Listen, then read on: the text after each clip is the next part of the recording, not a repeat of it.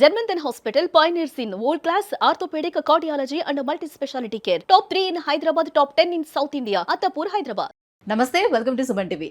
మన శరీరంలో అతి ముఖ్యమైనటువంటి అవయవాల్లో కిడ్నీ కూడా ఒకటి. మన శరీరంలో ఉన్నటువంటి రక్తాన్ని శుద్ధి చేయడంలోంచి అలాగే నీటి సమతుల్యతను కాపాడే విధానంలోని ఈ కిడ్నీస్ అనేది బాగా పనిచేస్తూ ఉంటాయి. మరి అటువంటి కిడ్నీస్కి డ్యామేజ్ అనేది ఏ రకంగా జరుగుతూ ఉంటుంది, ఆ కిడ్నీస్ని ఏ రకంగా మనం కాపాడుకోవాలి, ఈ విషయాలు అన్నిటిపై కూడా అవగాహన కల్పించేందుకు మనతో పాటు ఉన్నారు ప్రముఖ నెఫ్రాలజిస్ట్ డాక్టర్ షబానా గారు ఫ్రమ్ జర్మంటన్ హాస్పిటల్. జర్మంటన్ హాస్పిటల్ అనేది సౌత్ ఇండియాలోనే 10th ప్లేస్లో ఉంది. మన హైదరాబాద్లోని 3rd ప్లేస్లో ఉన్నటువంటి చాలా పెద్ద హాస్పిటల్ అని చెప్పుకోవచ్చు. సో మరి ఈ హాస్పిటల్లో నెఫ్రాలజిస్ట్గా ఉన్నటువంటి మన షబానా గారితో ఇవాళ మన కిడ్నీ హెల్త్ ఎలా మనం కాపాడుకోవాలి ఈ విషయాలపై అవగాహన పెంచుకుందాం. Hello ma'am. Hello ma'am, actually మన శరీరంలో ఉన్నటువంటి కిడ్నీస్ వీటి యొక్క రోల్ ఏంటి అండ్ ఈ కిడ్నీ హెల్త్ని మనం ఎలా కాపాడుకోవాలంటారు?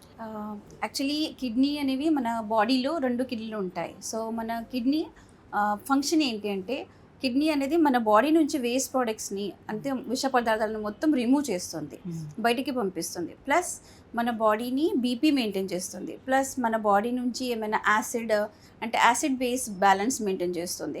అంటే మనకు తెలుసుకోవాల్సిన మినిమం ఏంటి అంటే, మన బాడీలో బీపీ ప్లస్ మన బాడీలో వేస్ట్ మెటీరియల్స్, ఇది మెయిన్ పని కిడ్నీ పని. సో కిడ్నీ మనకు ఇంకా మన ఏంటి అంటే, హార్ట్ నుంచి 20% బ్లడ్ కిడ్నీకి వెళ్తుంది. సో మన బాడీలో ఏమైనా ప్రాబ్లం వచ్చినా సో లాస్ట్లో కాంప్రమైజ్ అయ్యేది కిడ్నీ అన్నట్టు. సో కిడ్నీ మ్యాక్సిమం ట్రై చేస్తుంది మన బాడీకి కంపెన్సేట్ చేయడానికి. ఎమర్జెన్సీ కండిషన్స్లో ఏమైనా యాక్సిడెంట్స్ అయినాయి, బ్లడ్ లాస్ అవుతుంది, ఆ టైంలో బీపీ పడిపోతుంది, బట్ స్టిల్ కిడ్నీ ట్రై చేస్తూనే ఉంటుంది తన పని చేయడానికి. So kidney is an important organ అన్నట్టు మన బాడీలో. మన మొత్తం ఫంక్షన్స్ని అంటే ఎండోక్రైన్ ఫంక్షన్స్ ఉంటాయి, అంటే బాడీలో బ్లడ్ ఉంటుంది, దానికి హిమోగ్లోబిన్ ఆ మెయింటైన్ చేయడానికి కూడా కిడ్నీ అవసరం పడుతుంది.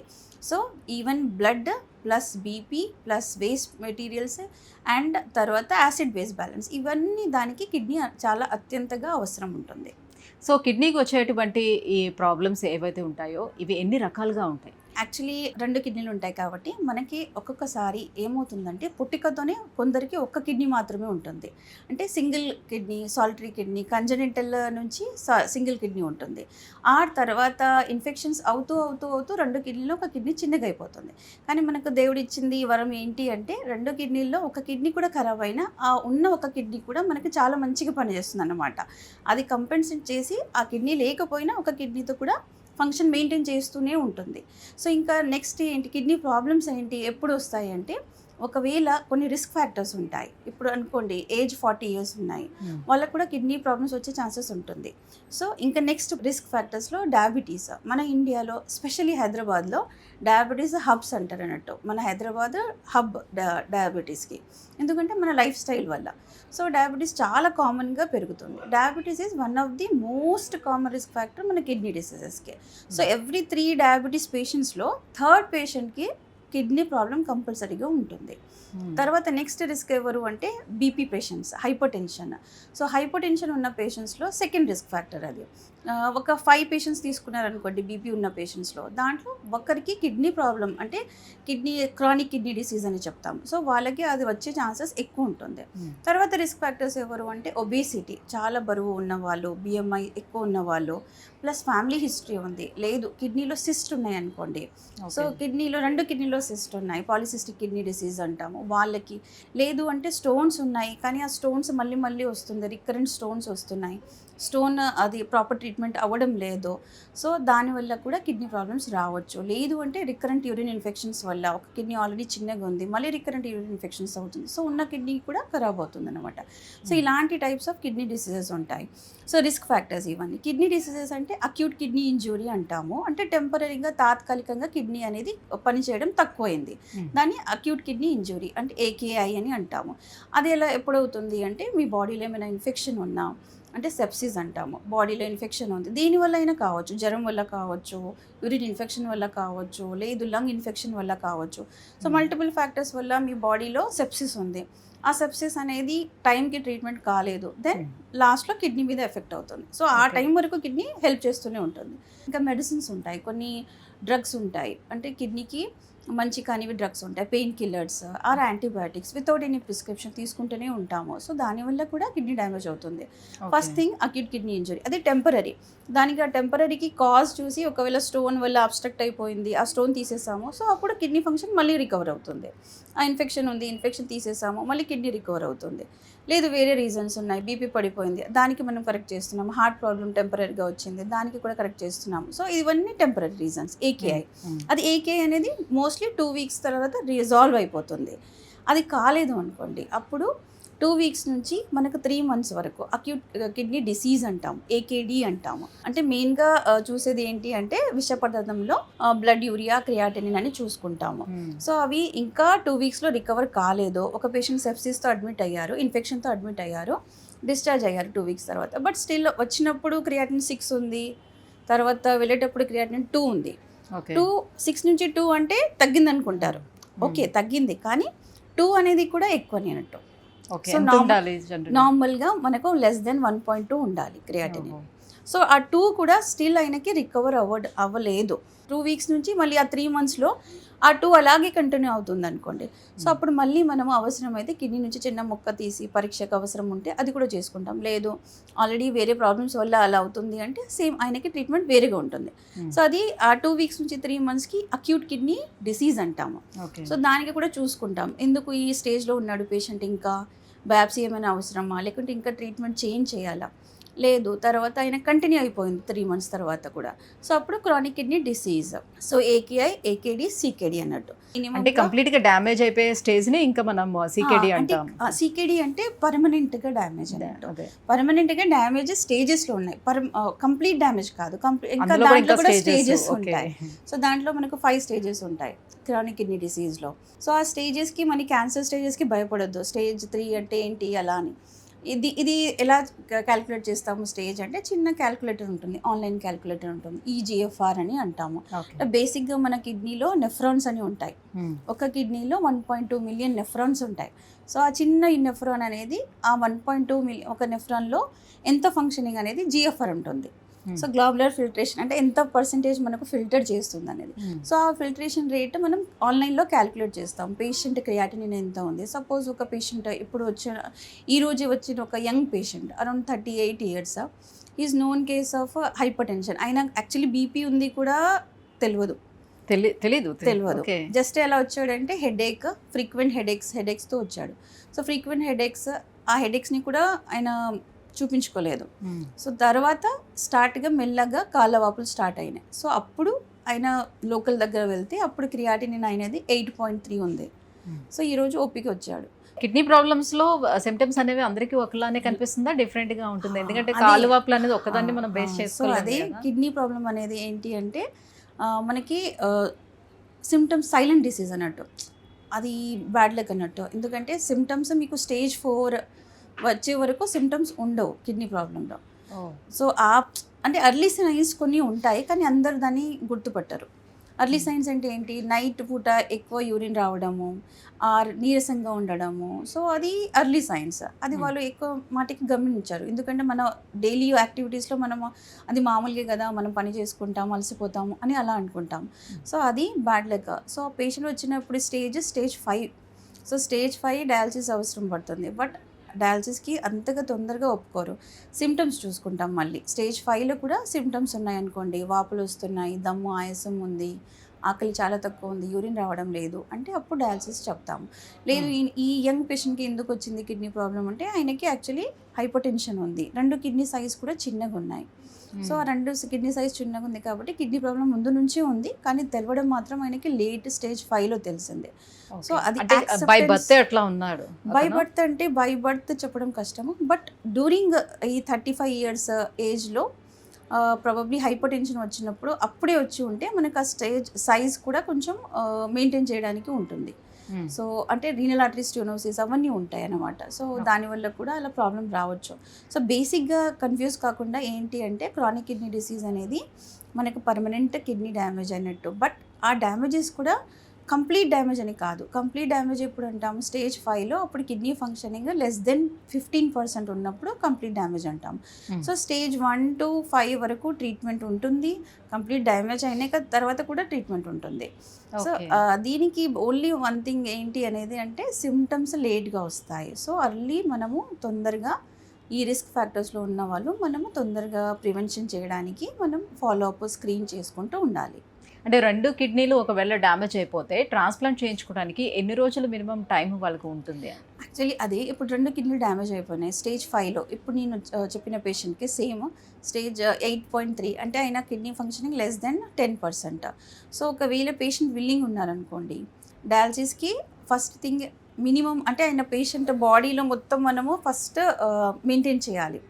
అంటే ఇప్పుడు 2 కిడ్నీ పనిచేయనప్పుడు మన బాడీలో యూరియా వేస్ట్ మెటీరియల్ మొత్తం పెరిగిపోతుంది. సో అలాగే బీపీ కంట్రోల్ కూడా ఉండదు, ప్లస్ హిమోగ్లోబిన్ రక్తం అనేది తక్కువ ఉంటుంది. సో అవన్నీ కరెక్షన్ చేయడానికి డయాలసిస్ ఏమైనా అవసరం ఉంటే డయాలసిస్ చేసుకుంటాము. ట్రాన్స్ప్లాంట్ అది డిపెండ్స్ అన్నట్టు. 2 types ఆఫ్ ట్రాన్స్ప్లాంట్స్ ఉంటాయి. మనము అంటే రిలేటివ్స్ ఇస్తున్నారా, అమ్మ నాన్న వాళ్ళు ఇస్తున్నారా, లైవ్ రిలేటెడ్ ట్రాన్స్ప్లాంట్ అంటాం. సో లైవ్ రిలేటెడ్ ట్రాన్స్ప్లాంట్ ఉన్నప్పుడు ఒక 1 week నుంచి 15 days వరకు మొత్తం వర్కప్ ఉంటుంది. అంటే ఇచ్చిన ఒకవేళ వాళ్ళ అమ్మగారు ఎవరైనా ఇస్తున్నారు కిడ్నీ, సో వాళ్ళ మ్యాచ్ అవుతుందా, బ్లడ్ గ్రూప్ మ్యాచ్ అవుతుందా, బ్లడ్ గ్రూప్ మ్యాచ్ అయినాక ఇంకా ఉంటాయి ఫ్యాక్టర్స్. అంటే కంప్లీట్ మ్యాచ్ ఉండాలి, హెచ్ఎల్ఏ మ్యాచ్ ఉండాలి. ఎందుకంటే మళ్ళీ రిజెక్షన్ ఛాన్సెస్ ఉంటుంది. ఎందుకంటే మన బాడీ వేరే బాడీ నుంచి మన బాడీలో మనం పెట్టినప్పుడు మన బాడీ యాక్సెప్ట్ చేయాలి కదా. సో అది యాక్సెప్ట్ చేయడానికి అన్ని ఫ్యాక్టర్స్ ఏమేమి ఉన్నాయో అన్నీ చేసుకోవడానికి మినిమం ఒక 2 weeks టైం పడుతుంది.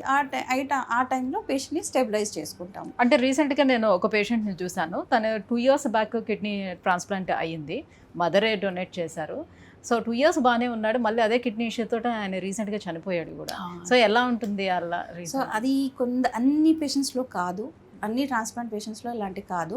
ఫస్ట్ ఏంటి అంటే ఆయన నేటివ్ కిడ్నీ డిసీజ్ ఏంటి, అది మన ఫస్ట్ క్వశ్చన్. అంటే నేటివ్ కిడ్నీ డిసీజ్ అంటే క్రానిక్ కిడ్నీ డిసీజ్ చెప్పాం కదా, దాంట్లో కాజ్ ఏంటి, దేనివల్ల ఆయనకి కిడ్నీ ప్రాబ్లం వచ్చింది, దాన్ని బట్టి కూడా పేషెంట్ సర్వైవల్, ట్రాన్స్ప్లాంట్ సర్వైవల్ అవన్నీ ఫ్యాక్టర్స్ ఉంటాయి.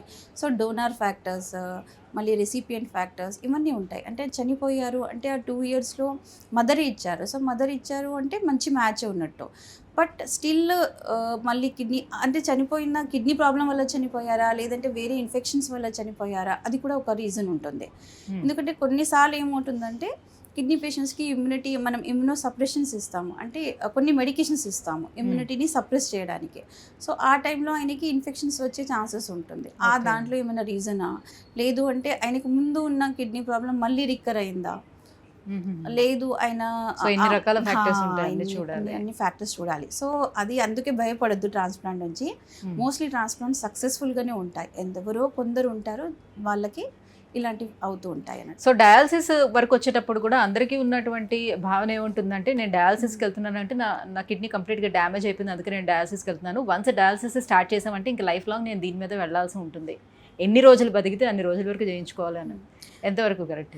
ఇప్పుడు నేను చెప్పాను కదా మీకు కిడ్నీ డిసీజెస్ ఏంటి, సో దాన్ని బట్టి ఉంటుందన్నమాట. ఇప్పుడు అక్యూట్ కిడ్నీ ఇంజరీ చెప్పాను కదా, సో అక్యూట్ కిడ్నీ ఇంజరీ అంటే కిడ్నీ ఇంజరీ అనేది టెంపరీగా ఇంజరీ ఉంది. టెంపరీగా ఇంజరీ అయినప్పుడు ఒకవేళ పేషెంట్ ఇన్ఫెక్షన్తో వచ్చాడు, చాలా ఇన్ఫెక్షన్ ఉంది, వైట్ సెల్స్ కౌంట్ చాలా పెరిగి ఉన్నాయి, సో ఆయన బీపీ మెయింటైన్ అవ్వడం లేదు. సో దానివల్ల కిడ్నీ ఏమవుతుంది, అంతకుముందు కిడ్నీ నార్మల్ కిడ్నీ ఉంది, బట్ ఈ ఇన్ఫెక్షన్స్ దీనివల్ల అప్పుడు క్రియాటినిన్ అనేది ఒక 10 అనుకోండి, యూరిన్ కూడా రావడం లేదు, బాడీలో యాసిడ్ ఉంది, మెటబాలిక్ అసిడోసిస్ ఉంది. సో ఆ టైంలో డయాలసిస్ చేస్తాం పేషెంట్ని స్టెబిలైజ్ చేయడానికి.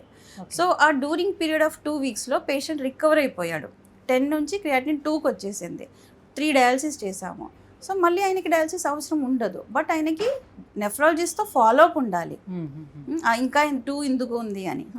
సో క్రానిక్ కిడ్నీ డిసీజ్ వాళ్ళకి ఏంటి స్టేజెస్ ఉంటాయి, స్టేజ్ 1, 2, 3, 4, 5. సో 5 స్టేజ్లో లెస్ దెన్ 90 ఫస్ట్, తర్వాత లెస్ దెన్ 15. ఆ లెస్ దెన్ 15లో ఒకవేళ సిమ్టమ్స్ ఉన్నాయి అంటే నేను ఆయాసం ఉండడము, వాపులు ఉండడము, యూరిన్ రాకపోవడం, ఆకలి లేకపోవడం, నిద్ర లేకపోవడం, సో అలాంటి టైంలో వాళ్ళకి డయాలసిస్ సజెస్ట్ చేస్తాము. సో డయాలసిస్ వాళ్ళకి పర్మనెంట్గా ఉంటుంది. అంటే అది డయాలసిస్ అనేది ఆప్షనే, only treatment option. Permanent treatment ఏంటి క్రానిక్ కిడ్నీ డిసీజ్ పేషెంట్స్కి అంటే ట్రాన్స్ప్లాంట్. సో వాళ్ళు ఒకవేళ సెలెక్ట్ చేసుకున్నారనుకోండి, కొందరు పేషెంట్స్ ఉంటారు, సో నేను ట్రాన్స్ప్లాంట్కి వెళ్ళను, నాకు ఇచ్చే వాళ్ళు ఎవ్వరు లేరు, ఈవెన్ జీవన్దాన్ అని ఉంది, అంటే డిసీజ్ చనిపోయిన వాళ్ళది కూడా కిడ్నీ తీసుకొని వాళ్ళకి ఇస్తానన్నట్టు. మన స్టేట్ ప్రోగ్రామ్ జీవన్దాన్ ప్రోగ్రామ్ అని ఉంటుంది. ఆ జీవన్దాన్లో ఎన్రోల్ అవ్వడానికి కూడా ఇంట్రెస్ట్ కొంతమంది ఉండరు, ఎందుకంటే వాళ్ళకి మిత్ ఉంటుందన్నమాట, ట్రాన్స్ప్లాంట్ చేసుకుంటే కూడా ఒక 2 years ఉంటాం, తర్వాత చనిపోతాం, దాని బదులు అంత కష్టం ఎందుకు పడాలి, ఈ డయాలసిస్ చేయించుకుంటే అయిపోతుంది కదా అని. కానీ ఎవ్రీ డయాలసిస్ అనేది మనకి ప్రాబ్లమే. పేషెంట్ వెళ్ళినప్పుడు డయాలసిస్లో అది కూడా మంచిగా డయాలసిస్ చేయాలంటే డయాలసిస్ చేసుకుంటున్నటువంటి ఆ టైంలో వాళ్ళ లైఫ్ స్టైల్లో ఎలాంటి చేంజెస్ చేసుకోవాల్సి ఉంటుంది? అది చాలా ఇంపార్టెంట్, ఎందుకంటే డయాలసిస్ స్టార్ట్ చేసుకున్నారంటే మోస్ట్లీ పేషెంట్స్ చాలా డిప్రెస్గా ఉంటారు. ఇప్పుడు అంటే నా లైఫ్ మొత్తం ఇంతే, ఇంకా నేను అంటే వాళ్ళు ఆల్మోస్ట్ వీక్లో 12 hours ఇస్తారు హాస్పిటల్కి, అంటే వీక్లీ 3 times అనుకోండి, 4 hours, మళ్ళీ 2 hours రావడం, 2 hours వెళ్ళడం, ఆర్ 1 hour వెళ్ళడం, 1 hour రావడం. సో అలా మ్యాక్సిమం ఒక 18 hours వాళ్ళు హాస్పిటల్కి వెళ్ళడం. సో వాళ్ళ వర్క్, డైలీ వాళ్ళ వర్క్ లైఫ్ స్టైల్ మొత్తం చేంజ్ అయిపోతుంది. సో ఆయన టైం బట్టి వాళ్ళ వైఫ్ రావడం, పిల్లలు రావడము, ఆర్ పిల్లల ఒకవేళ అబ్బాయికి అమ్మాయికి ఎవరికైనా ఉందనుకోండి పేరెంట్స్ రావడం. సో వాళ్ళ earning, financial status, emotional status మొత్తం చేంజ్ అయిపోతూ ఉంటుంది. సో ఆ ఫస్ట్ యాక్సెప్టెన్స్లోనే ఆ స్ట్రగుల్ ఉంటుంది. తర్వాత టిప్స్ ఏంటి అంటే, ఎంత మంచిగా మీరు డయాలసిస్ చేయించుకుంటారో, ఎందుకంటే ఇప్పుడు మా సెంటర్లో డయాలసిస్ ఉంది, సో మనకి వేరే వేరే ప్రాసెస్ కూడా ఉంటాయి, హెచ్డిఎఫ్ అంటాము, వేరే వేరే టైప్స్ ఆఫ్ డయాలసిస్ వచ్చాయి ఇప్పుడు. సో ఆ డయాలసిస్లో మనం కరెక్ట్గా 4 hours వచ్చి మనం డయాలసిస్ చేయించుకుంటున్నాము, మన బాడీ హిమోగ్లోబిన్ కరెక్ట్గా మెయింటైన్ చేసుకుంటున్నాం, అంటే హిమోగ్లోబిన్ అంటే రక్తం పాయింట్. సో మన హిమోగ్లోబిన్ ఆల్వేస్ మంచిగా మెయింటైన్ చేసుకుంటున్నాం, ఎనీమియా లేదు, కాల్షియం, ఫాస్ఫరస్ మెయింటైన్ చేస్తున్నాము, పారాథైరాయిడ్ హార్మోన్ మెయింటైన్ చేస్తున్నాము, అంటే మన bone strength plus blood strength plus వేరే ఫ్యాక్టర్స్ ఉంటాయి, ఆల్బమిన్, ఇవన్నీ మనం మెయింటైన్ చేస్తున్నాము, మన క్వాలిటీ ఆఫ్ లైఫ్ అనేది పెరుగుతుందన్నమాట. ఇట్ ఆల్ డిపెండ్స్ మన డయాలసిస్ ఎలా చేస్తున్నాము, దానికి ప్రికాషన్స్ ఎలా ఫాలో అవుతున్నాము. మోస్ట్లీ డయాలసిస్ పేషెంట్స్కి మనం ఇచ్చే ప్రికాషన్స్ ఏంటి అంటే, సాల్ట్ ఇంటేక్ తగ్గించుకోవాలి, ఎందుకంటే ఇప్పుడు సాల్ట్ ఎక్కువ తింటే మన బాడీలో ఎక్కువ ఫ్లూయిడ్ అక్యుములేట్ అవుతుంది. సో మనం ఎక్కువ వాటర్ రిమూవ్ చేయాలి, మళ్ళీ ఎక్కువ వాటర్ రిమూవ్ చేసినప్పుడు బీపీ పడిపోవడం, మళ్ళీ హైపోటెన్షన్, మళ్ళీ ఇవన్నీ ప్రాబ్లమ్స్ వస్తాయి.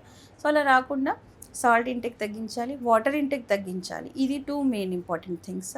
తర్వాత రెడ్ మీట్ ఇలాంటివి కొంచెం అవాయిడ్ చేయాలి, వాళ్ళకి చెప్తుంటాం డిపెండింగ్ అపాన్ ది లెవెల్స్ అన్నట్టు, urea, creatinine plus potassium, phosphorus ఇవన్నీ చూసుకొని వాళ్ళకి ఒక డైట్ ఇస్తాం అన్నట్టు.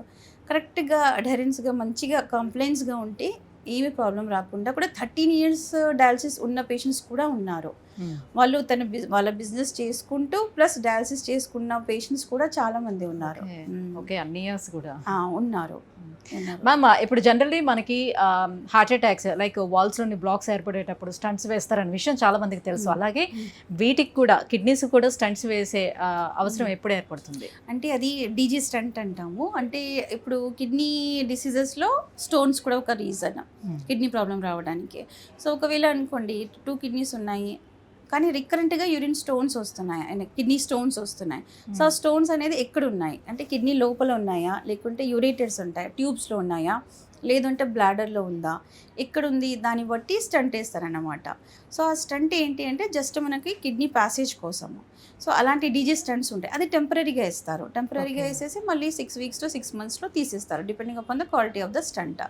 సో దట్ ఈస్ టు మళ్ళీ టెంపరీ డ్యామేజ్కి రికవర్ చేయడానికి.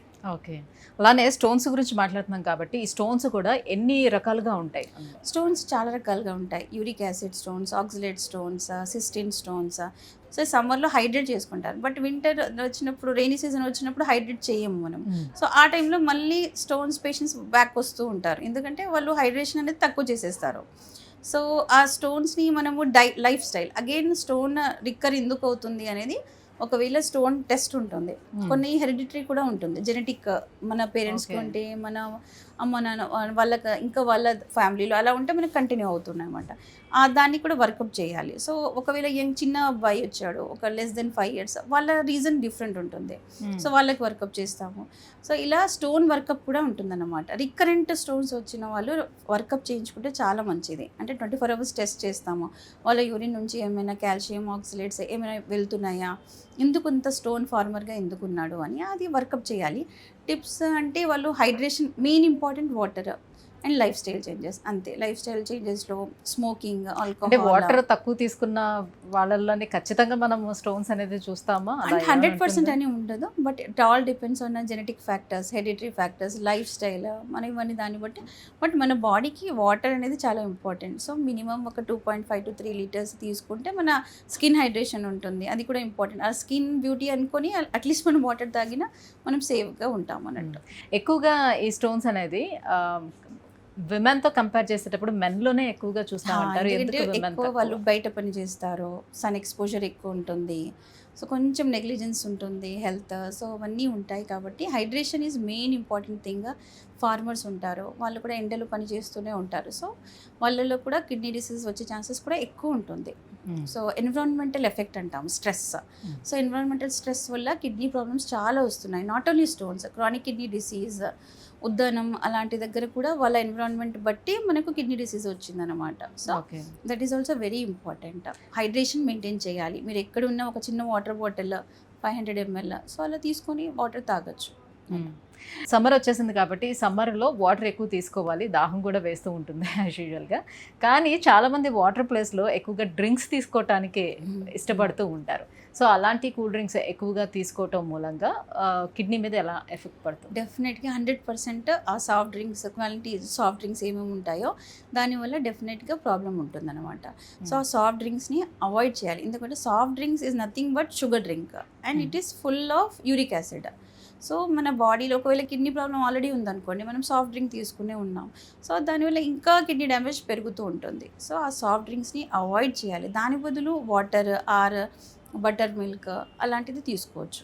సో ఎక్కువ హెవీ సాల్ట్ తీసుకునే వాళ్ళు కూడా కిడ్నీ ఇష్యూస్ వస్తాయా? హెవీ సాల్ట్ అంటే ఇప్పుడు ఫ్యామిలీ హిస్టరీ, మీకు బీపీ షుగర్ ఉంది, బట్ సాల్ట్ ఇంటేక్ చాలా ఎక్కువ ఉంది, బయట ఎక్కువ తింటున్నారు, అలా. సో మీకు డెఫినెట్గా రిస్క్ ఉంటుంది. రైట్. మరి ఈ సమ్మర్లో కిడ్నీ హెల్త్ని కాపాడుకోవడానికి బేసిక్గా డయాబెటిక్ వాళ్ళు కానీ లేకపోతే బీపీ పేషెంట్స్ కానీ వీళ్ళు ఎన్ని జాగ్రత్తలు తీసుకోవాలి? యాక్చువల్లీ సమ్మర్లో ఇప్పుడు main thing hydration. Again it depends అన్నట్టు. ఒకవేళ అనుకోండి ఓన్లీ డయాబెటిక్ ఉన్నారు, ఓన్లీ హైపర్టెన్సివ్ పేషెంట్స్ ఉన్నారు, ఆర్ సిస్టిక్ కిడ్నీ డిసీజ్ వాళ్ళు ఉన్నారు. సో ఒకరొక పేషెంట్కి డిఫరెంట్ ఉంటుంది. కామన్గా డయాబెటిక్ హైపర్టెన్షన్ పేషెంట్స్ ఉన్నారు, కిడ్నీ ప్రాబ్లం ఏమీ లేదు, ఇయర్లీ యాన్యువల్ స్క్రీన్ అవుతుంది, యాన్యువల్గా స్క్రీన్ చేయించుకోవాలి డయాబెటిక్ ఈ రిస్క్ ఫ్యాక్టర్స్ ఉన్న పేషెంట్స్. ఎలాంటి స్క్రీనింగ్స్ ఉంటాయి? అంటే సింపుల్గా 2 టెస్ట్ ఉంటాయి, ఒక బ్లడ్ టెస్ట్, ఒక యూరిన్ టెస్ట్. అది కూడా చీప్, అంటే తక్కువ, ఒక 150 రూపీస్లో వచ్చేస్తుంది మీకు. సో దాంట్లో క్రియాటినిన్ చూస్తాము, బ్లడ్ యూరియా చూస్తాము, యూరిన్ సింపుల్గా యూరిన్ టెస్ట్ చూస్తాము, ఏమైనా ప్రోటీన్ లీక్ అవుతుందా, ఏమైనా బ్లడ్ ఏమైనా లీక్ అవుతుందా, ఏమైనా క్రియాటిన్ ఎక్కువ ఉందా, యూరియా ఏమైనా ఎక్కువ ఉందా. So every year diabetic, hypertension, obese patients, stone diseases recurrent ఉన్న వాళ్ళు, సిస్టిక్ కిడ్నీ డిసీజ్ ఉన్న వాళ్ళు ఈ 2 టెస్ట్ చేయించుకోవాలి. సో మామూలుగా ఇప్పుడు డయాబెటిక్ హైపర్టెన్షన్ పేషెంట్స్ ఉన్నారు, ఈ టెస్ట్లు అవుతున్నాయి, ఈ నార్మల్ లిమిట్స్లో ఉన్నాయి అంటే మామూలుగా మీరు 2.5 to 3 liters తీసుకోవచ్చు, నో ప్రాబ్లం. సో ఇలా కంటిన్యూ చేయాలి, హైడ్రేషన్ కంటిన్యూ చేయాలి. మీ మెడికేషన్స్ అడ్హెరెన్స్, కాంప్లైంట్స్ ఉండాలి, బీపీ షుగర్ టాబ్లెట్స్ కరెక్ట్ టైంకి వేసుకోవాలి, పెయిన్ కిల్లర్స్ని అవాయిడ్ చేయాలి. అంటే ఓవర్ కౌంటర్గా వెళ్ళేసి ఒకవేళ హెడేక్ ఉన్నా, మోకాలు నొప్పులు ఉన్నా, సో అలా వెళ్ళేసి జస్ట్ అలా పెయిన్ కిల్లర్ తీసుకోవద్దు. ఆ పెయిన్ కిల్లర్ వల్ల కూడా కిడ్నీ డ్యామేజ్ అనేది పెరుగుతూ ఉంటుంది. ఆల్రెడీ ఒక్కసారి మనం రిస్క్లో ఉన్నాము, సో ఇంకా మనం రిస్క్ని ఇన్వైట్ చేసినట్టు ఉంటుంది, సో అది అవాయిడ్ చేయాలి. మన లైఫ్ స్టైల్ చేంజెస్లో ఇప్పుడు డయాబెటిక్ హైపర్టెన్షన్ అది కంట్రోల్లో పెట్టుకోవాలి. సో అది యాక్చువల్గా 8 గోల్డెన్ రూల్స్ అని ఉంటాయి కిడ్నీలో. సో అది 8 గోల్డెన్ రూల్స్లో ఏంటంటే డయాబెటిక్ ఉంటే డయాబెటీస్ కంట్రోల్ చేసుకోండి, బీపీ ఉంటే బీపీని కంట్రోల్ చేయండి, ఇంకా మన డైట్లో మనము షుగరీ ప్రోడక్ట్స్, సాల్టీ థింగ్స్, అంటే మనము పిజ్జా, బర్గర్, మనం పచ్చడి ఎక్కువ తినడము, అచార్ అలాంటిది ఎక్కువ తినడం, పాపడ ఎక్కువ తినడము, అవన్నీ అవాయిడ్ చేయాలి. ఇంకా ప్యాకేజ్ ఫుడ్స్ అవాయిడ్ చేయాలి, సాఫ్ట్ డ్రింక్స్ అవాయిడ్ చేయాలి, ప్లస్ హైడ్రేషన్ మెయింటైన్ చేయాలి. సో హైడ్రేషన్లో ఒక ఇంపార్టెంట్ పాయింట్ ఏంటంటే ఒకవేళ కిడ్నీ డిసీజ్ పేషెంట్స్ ఉన్నారు, స్టేజ్ 3 నుంచి స్టేజ్ 5లో ఉన్నారు, వాళ్ళకి కాలవాపులు ఉన్నాయనుకోండి, ఆర్ కిడ్నీ డిసీజ్తో పాటు వాళ్ళ బీపీ కంట్రోల్లో లేదు, వాళ్ళకి ప్లస్ బాడీలో వాటర్ అక్యుములేట్ అయి ఉంది, సో వాళ్ళకి కొంచెం మేము రిడక్షన్ చెప్తాము, వాటర్ Okay. ఇంటేక్ అనేది తక్కువ అని చెప్తాం. ప్లస్ హార్ట్ పేషెంట్స్ ఉన్నారు, హార్ట్ ఫెయిల్యూర్ సిమ్టమ్స్ ఉన్నాయి, సో వాళ్ళకి కూడా ఏం చెప్తామంటే 1.5 లీటర్ 1 లీటర్ లోపల అని చెప్తాం. సో ఇది ఎక్సెప్షన్స్. మామూలుగా అయితే అన్ని పేషెంట్స్కి ఒక అట్లీస్ట్ 2.5 to 3 లీటర్స్ మనం హైడ్రేట్ చేస్తూ ఉండాలి. ఒకవేళ స్మోకింగ్ హ్యాబిట్స్ ఉంటే స్మోకింగ్ని క్విట్ చేయాలి, ఆల్కహాల్ని క్విట్ చేయాలి, so over counter medications avoid చేయాలి, ఫాలోఅప్స్లో ఉండాలి, హెల్తీ డైట్ తీసుకోవాలి, అంతే. దానివల్ల మన కిడ్నీ అనేది మనం ప్రొటెక్ట్ చేసుకోవచ్చు. Right. Thank you ma'am, thank you so much. So కిడ్నీకి వచ్చేటువంటి సమస్యలు ఏంటి, మన కిడ్నీ హెల్త్ని మనం ఎలా కాపాడుకోవాలి, దానికి ఉన్నటువంటి గోల్డెన్ రూల్స్ ఏంటి, ఈ విషయాలన్నీ కూడా అవగాహన కల్పించినందుకు thank you so much. Thank you. జర్మంతన్ hospital pioneers in world class orthopedic cardiology and multi speciality care. Top 3 in Hyderabad, top 10 in South India. Attapur, Hyderabad.